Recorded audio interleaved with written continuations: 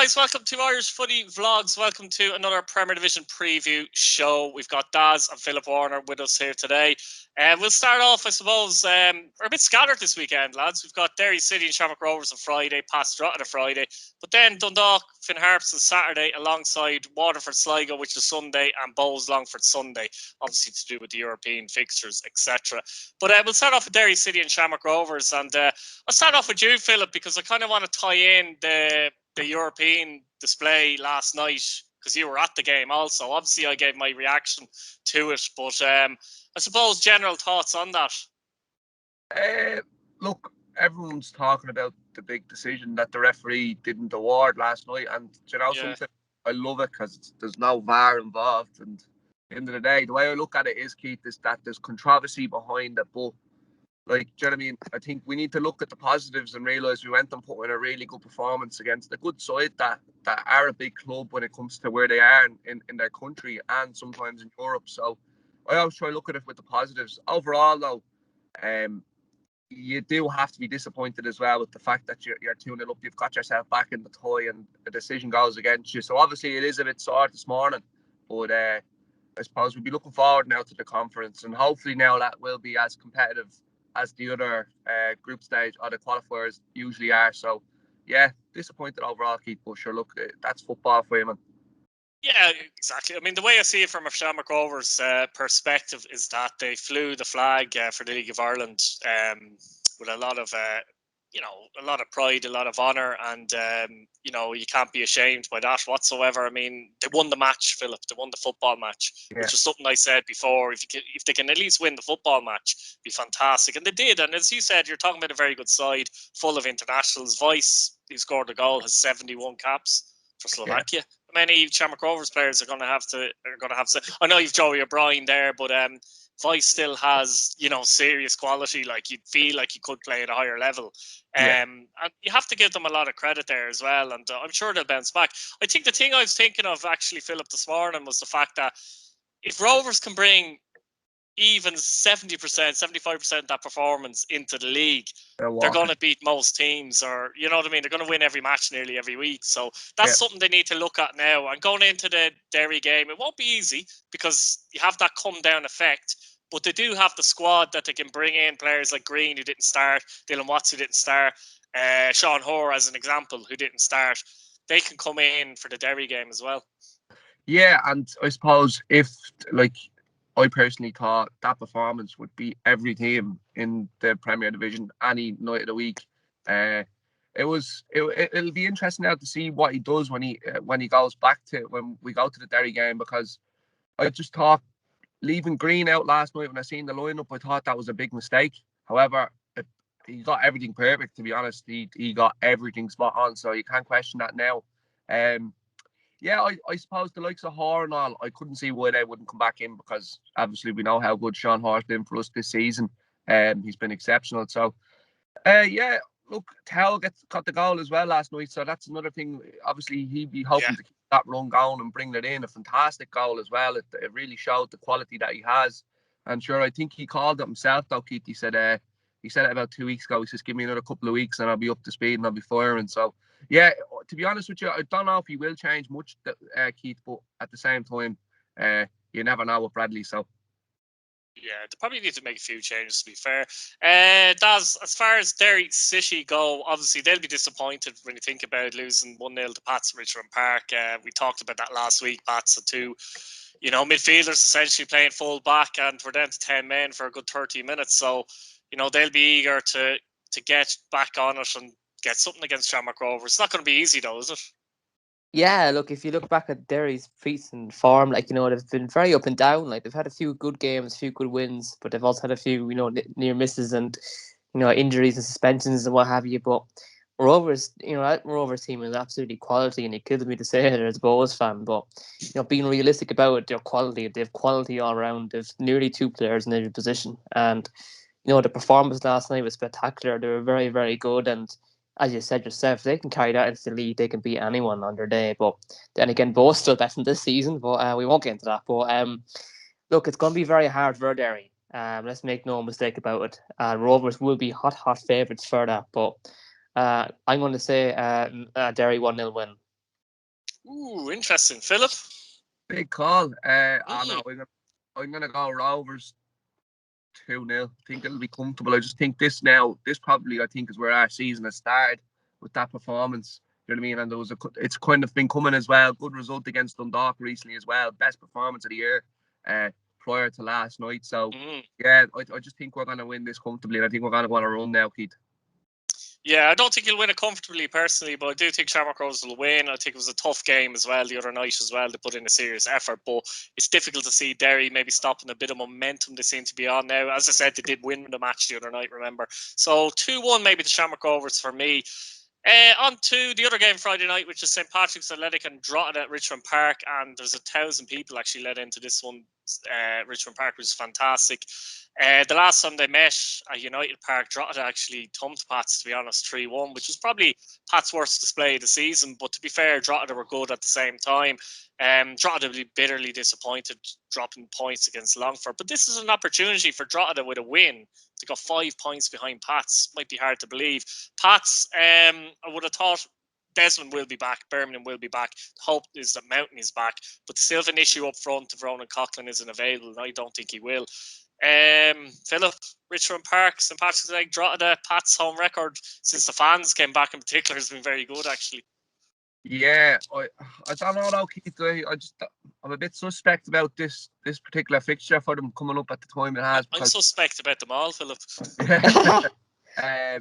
Drogheda have had a really good week, and I think even with the likes of Clancy signing, that'll feel like 3 points for them as well. Like, it's good to see them being tied down to contracts there, so that'll obviously give a bit of ease to players as well. So yeah, no, I'm not sure. I just think that like you said, Coughlin's still probably not going to be back. I'm on the fence with it, Keith, like, because as you said, Drogheda have been doing quite well this season overall in general, like, but I just think that the likes of Lyons, how he's been performing, like, you just couldn't call this, so I'm going to call it as a draw, to be honest, just because of the fact Pats don't really look like they have a proper centre forward at the minute. Yeah, I'll get it out of the way as well. I'm going for a 1-1 draw. Daz, yeah, I mean, that's great news, isn't it, for Drogheda that they've tied down Clancy, but not only Clancy, his trusty assistant, Kevin Doherty, as well. So the two of them tied down is a great boost for Drogheda, isn't it? Like, they're like massive assets for Drogheda, and there's plenty of clubs around the league where it hasn't got a manager to be looking for someone like them to come in as a team. They work very well together, and they've shown that this season and last season what they're capable of doing together. And if it's hard to think about, if Drogheda had a different manager this season, how would they be doing? And it's obviously would depend on who, but it'd be hard to see where they'd be. And he's doing an excellent job there. And I've said this countless times. I have huge respect for Drogheda, and they're doing so well this season. And it is down to him and the players he's brought in, and the team he's created, and the experience he's brought in. So it's brilliant that they tie him down, and the fans should be delighted that the board got it done and that the managers want to commit to the club. So it shows where they want to go as well. Yeah, I think like there's a fantastic bond at the club as well, and obviously Tim and Kevin are huge in that. If you lose them, like, you don't know what's going to happen, Daz, as you said. You have to go and look for another manager, etc., etc. I suppose the Pats as well. Something we don't talk about, Daz, actually quickly there is that Stephen O'Donnell probably isn't getting much the credit he deserves, you'd argue, this season. I mean, if you look at the table, I know Sligo Rovers have a game in hand. Pats are up there level with them, and a lot of people had said that Rovers will be up there, and even Sligo to a degree. So I suppose it's probably about time that Stephen O'Donnell did get a bit of credit, let's be honest, isn't it? Oh, definitely. Like, even going back last season, he was getting slated by people every week, and there was people wanting him out of the club, and things just weren't going well. But, he sculpted the team and made it his own, and he's really shown what he can do. And he's been one of the brighter lights this season, especially for Pats. And they're having him up where he has them, like 3 teams, 38 points. It's a 3-horse race. I know there's a few games in hands here and there, but that puts pressure on the likes of Rovers and all these teams to have games in hands, and the teams around them too, because Pats are pushing for the top and they're not dropping off, and they're on the same points now. So it's up to the teams around them to keep performing, and Pats are going to bring them the whole way. It's refreshing for the league too, not being a fan of any club. It's refreshing to see some kind of a race at the top, because in previous seasons it's been always Dundalk up there running away with the league. So you have to give absolutely full credit to him for having Pats up where they are, and they deserve to be where they are. And they've played some very good games this season, and even some of the games didn't really play well this season. They scraped out results, and a good team can always do that.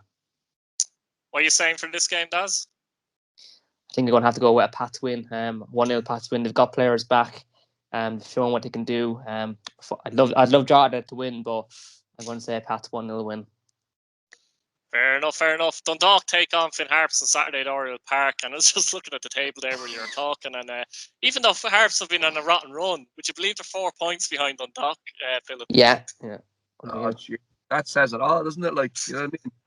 Dundalk have been woeful this season, but I suppose there was that little sign of change since Vinny Perth come in, and I think they're starting to get their house in order again, which is funny enough. I know it's like every week there's something different that's happening at Dundalk that just makes that what is going on. You think it's a circus, not a football club. So, but are they getting their house in order, Philip, or is Perth coming in just putting a finger in the dike for a little while? You know. It's hard to say, I suppose, isn't it? Like, nobody knows what's going on. I'm not sure they even know what's going on, to be honest with you. But look, I suppose if there's any time to catch Finn Harps, it's now. They've just been on a rotten run. I personally don't see that changing here either, to be honest with you, because it just looks like they're going through the motions. You know what I mean? The likes of Webster, he just can't keep himself fit at the minute.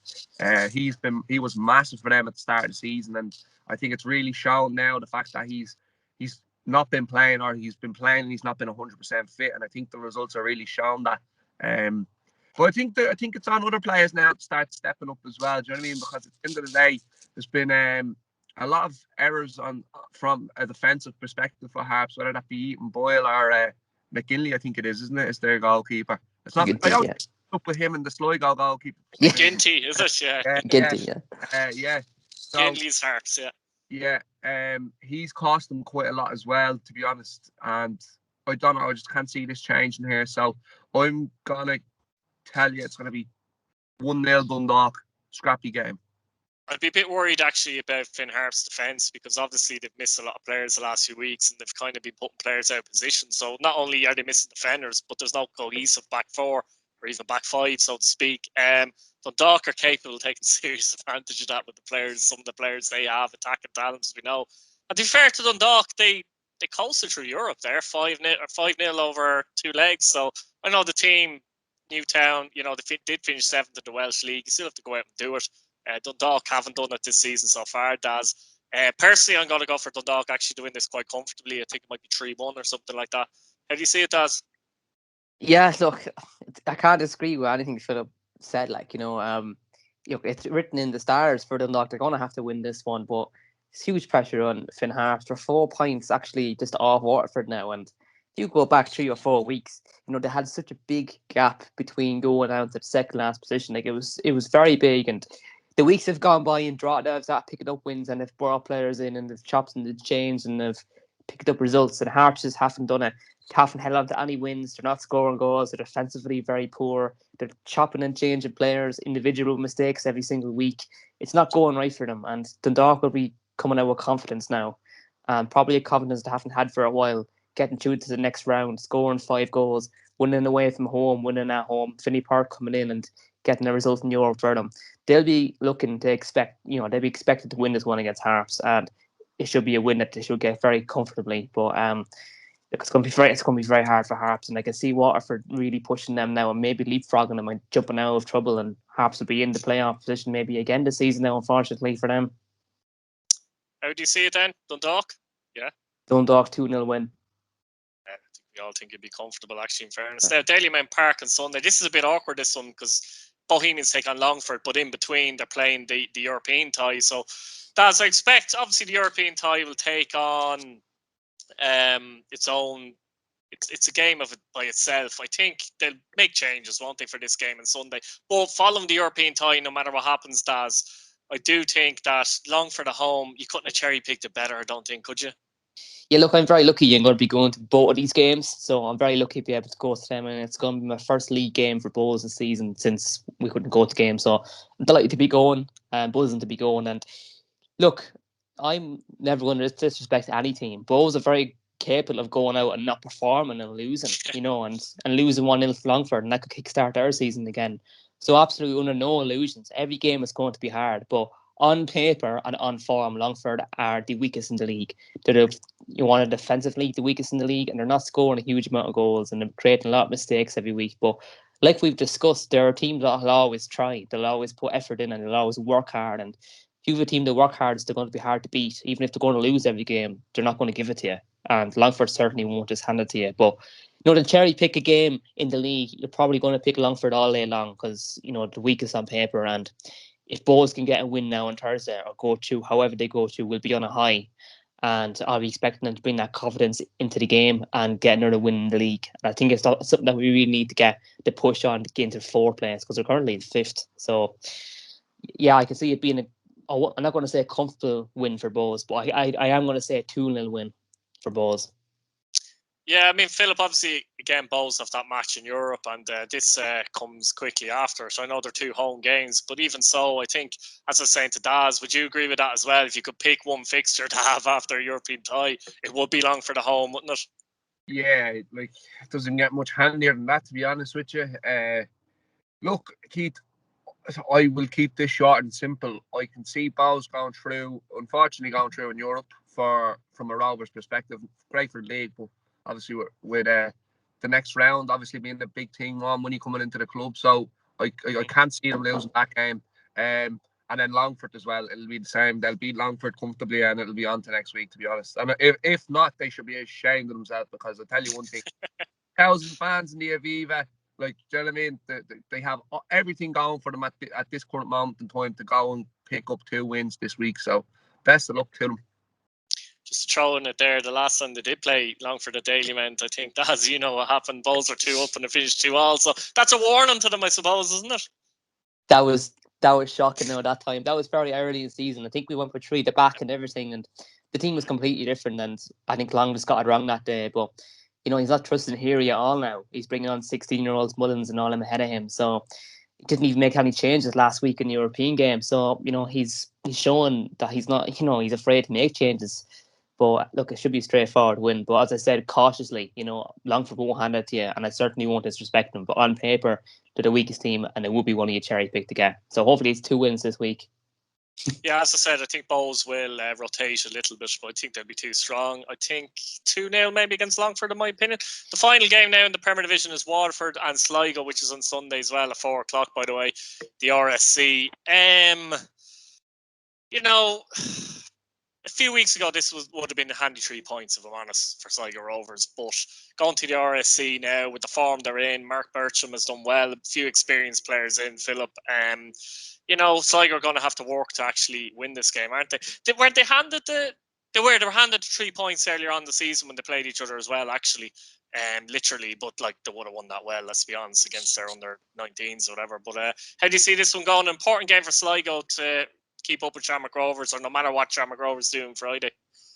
Yeah, I think this is probably one of the toughest games of the weekend for both sides. I think it's going to be a good game though to watch. I just think Waterford are really starting to turn their season around, and like, the more I think about Waterford at the minute, the more I can see them finishing comfortably above the 9th spot. Like, I just think they're really, really after turning things around. So I think it's going to be a tough game for Sligo though. Sligo, don't get me wrong, are up top of the table and they're there for a reason. So they won't be going into this game fair and Waterford as such. They'll respect them all right because of how well they've been performing recently, but they definitely won't fear them because they've done really well this year.